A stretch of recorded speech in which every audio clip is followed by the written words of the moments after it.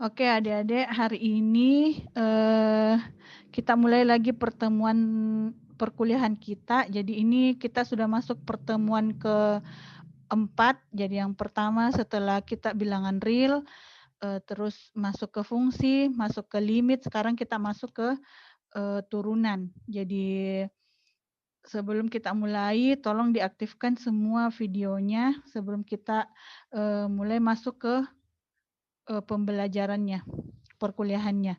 Oke, Assalamualaikum warahmatullahi wabarakatuh. Sekarang kita masuk ke materi keempat, yaitu turunan atau diferensial. Jadi materi turunan ini ada kaitannya nanti dengan materi sebelumnya, yaitu materi limit. Dan ada juga kaitannya dengan materi kedua, yaitu materi fungsi. Nah, sebelum kita mulai, jadi seperti biasa absen, kalian bisa mengabsen melalui link yang sudah saya bagikan di grup WhatsApp, terus materi bisa juga kalian download melalui WhatsApp yang sudah saya bagikan, dan saya harap materi yang sudah saya share sebelumnya itu bisa kalian baca dan pelajari lebih dulu, jadi supaya lebih gampang kita berinteraksi untuk materi kali ini. Jadi sebelumnya izinkan saya untuk share screen untuk materi hari ini.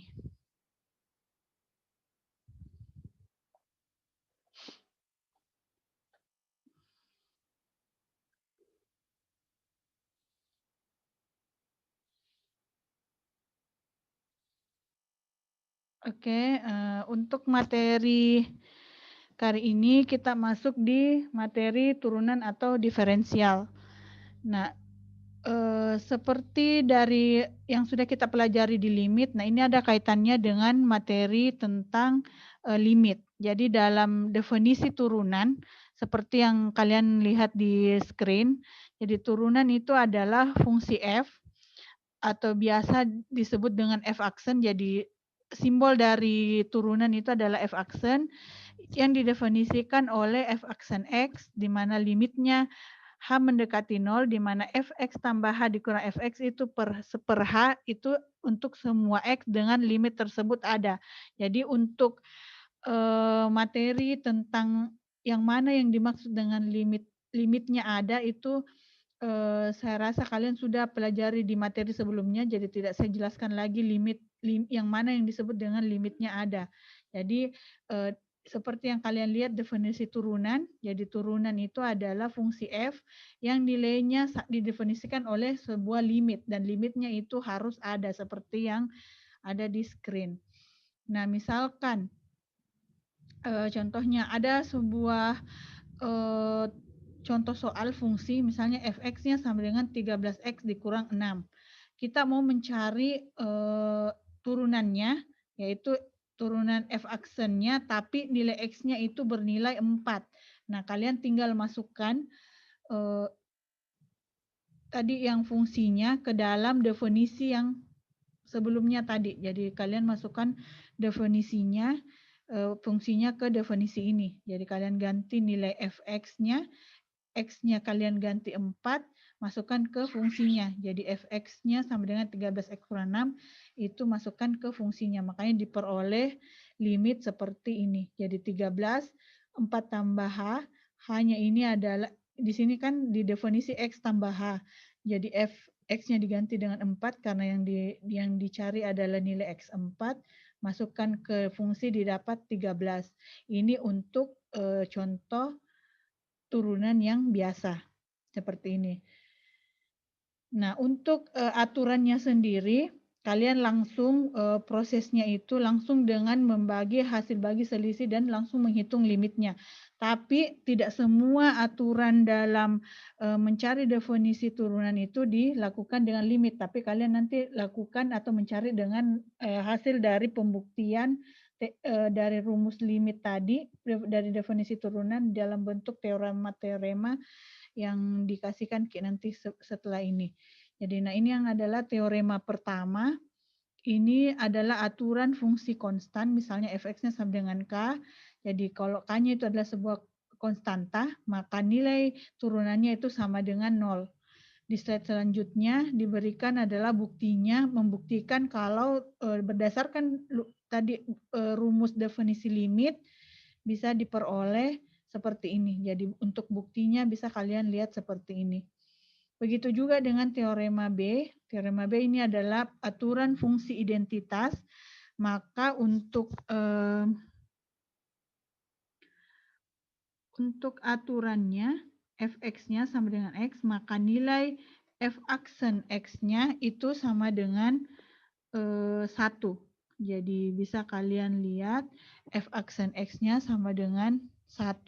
Jadi kalau dia hanya berupa satu variabel, maka nilai turunannya adalah konstanta yang berada di depan variabel itu. Kayak misalnya di sini contohnya x, maka turunannya itu adalah 1. Jadi 1 di depan X ini biasanya tidak dituliskan. Jadi misalnya nanti fx-nya sama dengan 2X, maka turunannya adalah 2. Jadi konstanta yang berada di depan variabelnya. Terus ini adalah pembuktian rumusnya, bagaimana dia mendapatkan fx sama dengan 1. Terus kita ke teorema C. Teorema C ini adalah aturan pangkat. Jadi jika fx-nya sama dengan x pangkat n, N-nya itu adalah bilangan bulat, maka turunannya adalah F aksen X-nya, N-nya, pangkatnya turun ke depan, terus dituliskan X pangkat N kurang 1, N pangkatnya dikurang 1, maka diperoleh rumus teorema seperti ini. Pembuktiannya seperti di slide ke-10. Nah, begitu juga dengan teorema untuk D adalah kelipatan konstanta. Maksudnya kelipatan konstanta di sini adalah ada suatu konstanta dan ada suatu variabel. Nah, dia tinggal kalian kalikan konstanta dan variabel yang di depan angka di depan variabelnya, jadi konstanta lainnya. Kalian tinggal kalikan, ini adalah pembuktiannya. Kalau ini adalah teorema untuk jumlah yang didefinisikan, jadi ada dua fungsi. Misalnya dua fungsinya itu adalah dijumlahkan, maka kalian cari satu persatu turunannya. Misalnya fungsinya fx dengan gx, maka yang kalian cari kalau kita cari berdasarkan aturan jumlah, maka turunannya dari fx dan turunan dari gx. Ini adalah pembuktiannya. Terus aturan selisih juga seperti itu. Kalau dia berasal dari dua fungsi, artinya kalian turunkan dari fx dan gx-nya masing-masing diturunkan fungsinya. Pembuktiannya seperti ini. Nah, ini adalah contoh dari dx. Yang harus kalian perhatikan kemudian adalah simbol dari turunan. Jadi di sini di definisi tadi saya mensimbolkan turunan itu dengan f aksen x. Untuk contoh-contoh kemudian saya simbolkan dengan d besar itu sama. Jadi kalian boleh pilih pakai fx, f aksen x, atau kalian pakai dx seperti yang dicontoh. Nah, ini adalah gabungan, jadi penjumlahan aturan pangkat dengan perkalian konstanta. Jadi kalian tinggal kalikan. Misalnya 5x pangkat 2 artinya turunannya berdasarkan aturan pangkat tadi di teorema B, artinya 5 kali 2 pangkat x kurang 2 pangkatnya dikurang 1, 2 kurang 1. Artinya 10x tambah 7. Bisa langsung. Jadi kalau dia tidak ada variabelnya, seperti teorema A, artinya dia nilainya 0. Nah, ini adalah aturan perkalian sama, jadi kalikan satu per satu, cari turunannya, baru kalikan satu per satu. Seperti yang ada di contoh. Contohnya seperti ini. Harap kalian sudah baca karena saya sudah share materinya, jadi bisa kalian baca dari materi-materi yang sudah saya share di grup. Nah, ada beberapa tambahan setelah selain teorema-teorema tadi ada beberapa tambahan, yaitu ada aturan rantai. Jadi aturan rantai ini menggunakan fungsi komposit. Maksudnya misalnya dia didefinisikan berdasarkan fungsi tertentu dulu, baru dicarikan turunannya. Itu maksudnya aturan rantai. Jadi dia berantai. Misalnya dia Y-nya didefinisikan dulu lagi dengan fungsi tertentu, misalnya FU, dan U-nya itu sama dengan GX. Nah, baru dicari turunannya. Contohnya seperti ini. Jadi misalnya dia pangkatnya besar, Jadi kalian harus definisikan atau misalkan dulu fungsi ini dengan variabel tertentu. Setelah itu baru kalian cari turunannya dan ganti kembali dengan yang kalian definisikan tadi. Misalnya 2x ini 2x pangkat 2 kurang 4x tambah 1 kalian definisikan dengan U, maka nanti terakhirnya kalian kembalikan lagi U-nya nilainya menjadi 2x kuadrat dikurang 4x tambah 1 setelah kalian cari turunannya. Itu namanya turunan berantai. Terus yang selanjutnya adalah turunan tingkat tinggi. Nah, turunan tingkat tinggi ini adalah turunan yang fungsi yang diturunkan berkali-kali. Jadi dia bisa diturunkan sampai N. Misalnya turunan pertama, turunan kedua, sampai turunan ke N. Jadi misalnya di sini ada fungsi 2x pangkat 3 kurang 4x kuadrat tambah 7x kurang 8, maka pangkatnya adalah 6x kuadrat dikurang 8x tambah 7. Terus turunan keduanya adalah 2x kurang 8, diturunkan lagi dari turunan pertama, terus turunan ketiganya diturunkan lagi dari turunan kedua sampai dia bernilai 0. Kalau dia sudah bernilai 0 kan tidak bisa diturunkan. Artinya dia sudah selesai, jadi dia hanya sampai turunan keempat. Nanti misalnya kalian dapat soal bisa diturunkan lebih dari 4 itu bisa sampai dia bernilai 0, itu namanya turunan tingkat tinggi. Nah, untuk slide selanjutnya dari slide 28 sampai slide terakhir itu adalah sifat-sifat dan kaidah-kaidah dari diferensiasi. Jadi dari yang tadi itu tanpa kalian harus menggunakan definisi limit tadi, kalian tinggal menggunakan kaidah-kaidah ini untuk mengerjakan soal-soal. Jadi ada sampai 20 kaidah atau sifat-sifat turunan yang bisa kalian pelajari beserta contoh-contohnya. Jadi nanti kalian tinggal mencocokkan untuk soal tertentu, kalian sesuaikan dengan kaidah yang mana, terus kalian kerjakan sesuai dengan kaidah dari turunan tersebut. Nah, sampai di sini penjelasannya. Ada yang mau ditanyakan? Ada yang mau bertanya? Silahkan kalau ada yang mau ditanyakan.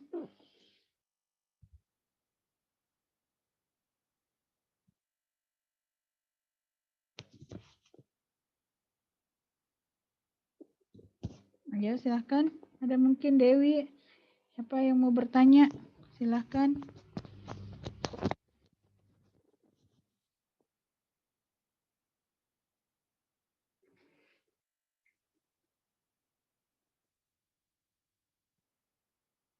Ada? Silahkan. Yang mau bertanya. Dewi, ada yang mau ditanyakan?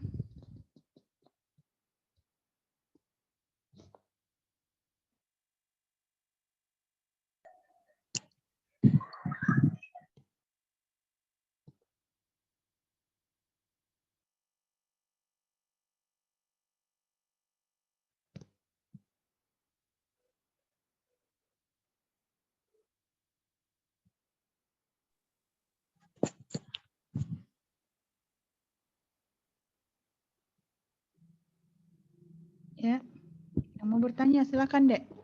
Yang mau bertanya.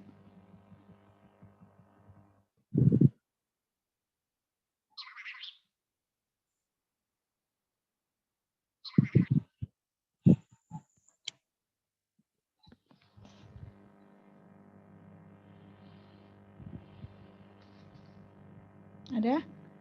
Silakan. Erva. Ada yang mau ditanyakan, Erva? Ini Bu, kan tadi di slide 26 ditanyakan tentang, dijelaskan tentang turunan tingkat tinggi. Nah,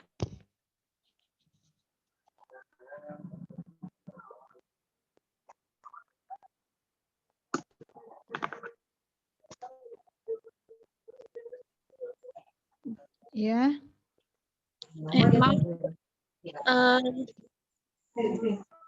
Ini tadi kan di slide 26 dijelaskan tentang turunan tingkat tinggi. Nah, ini biasanya turunan itu diturunkan berapa kali?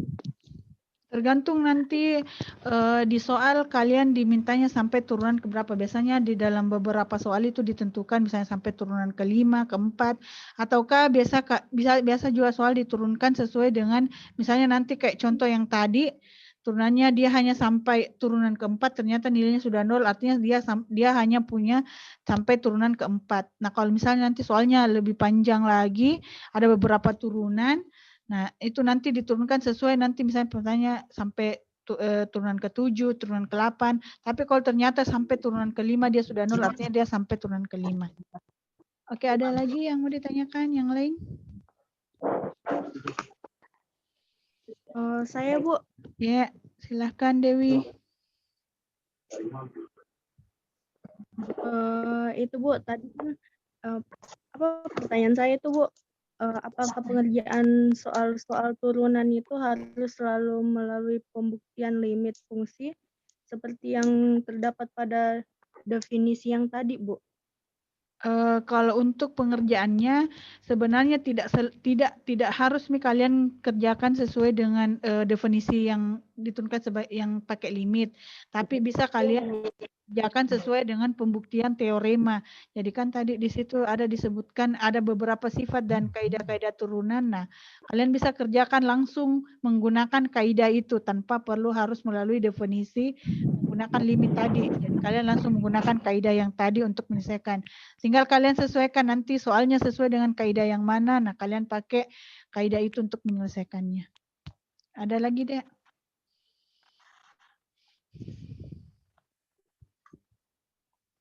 Ada lagi? Iya, Bu. Cuman itu, Bu. Oke, ada lagi yang lain?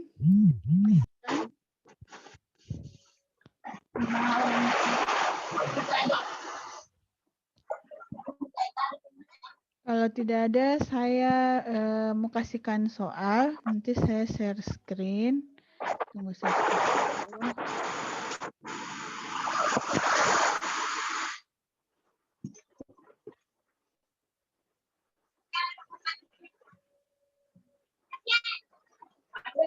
Kalau ada yang bisa menjawab, silakan langsung.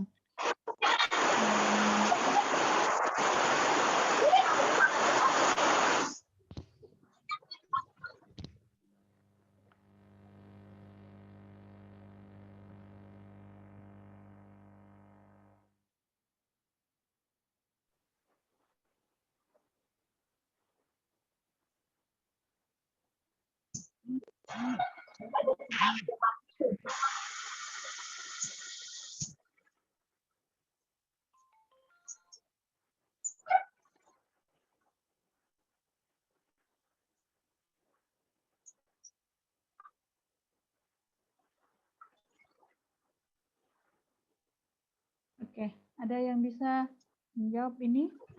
Ini turunannya, hasil turunannya berapa?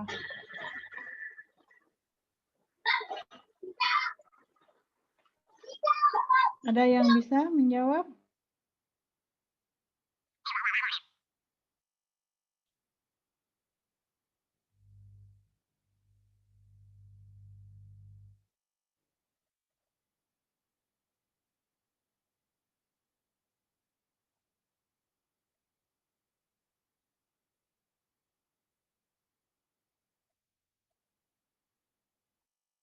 Ada?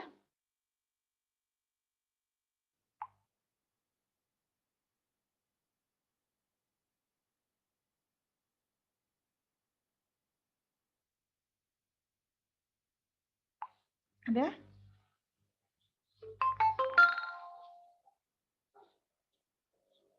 Ada yang bisa menjawab ini?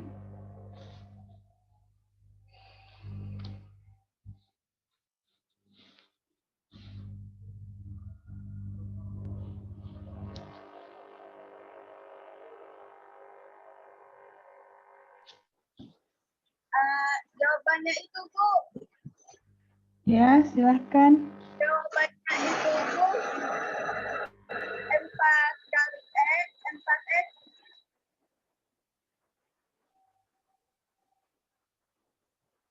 Ya, silahkan.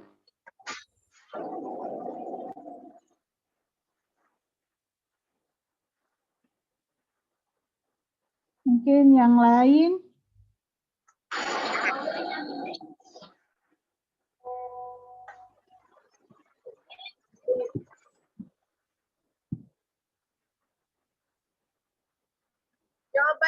jawabannya itu Bu 4S kali 3. 4S pada 3 Tambah 4S pangkat 3 kurang 3X minus 4 ditambah 2X tambah 3 Bu.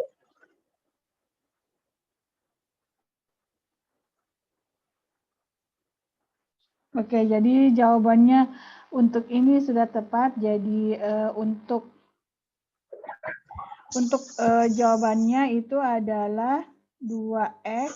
Ini Surat sesuatu. hujan Kak Bu di sini. Oke. Nah, seperti ini. Jadi dia tambah pangkat minus 4. Oke. Nah, sekarang kalian sudah mengerti tentang turunan. Jadi untuk materi kali ini kita sudahi untuk materi pertemuan untuk turunan. Jadi nanti saya akan bagikan soal yang harus kalian kerjakan di grup. Nanti soalnya akan saya share di grup WA dan akan saya share untuk materi selanjutnya yang bisa kalian pelajari. Jadi kita akan masuk ke materi selanjutnya, yaitu adalah materi integral. Dan setelah itu nanti materinya akan saya bagikan di grup. Oke, sekian untuk pertemuan kita hari ini. Terima kasih sudah bergabung di Zoom. Assalamualaikum warahmatullahi wabarakatuh.